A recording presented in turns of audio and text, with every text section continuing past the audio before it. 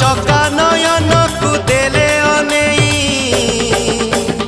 आसे लुहा घनेई तोर कड़ा बदन को देले अनेई आसे लुहा घनेई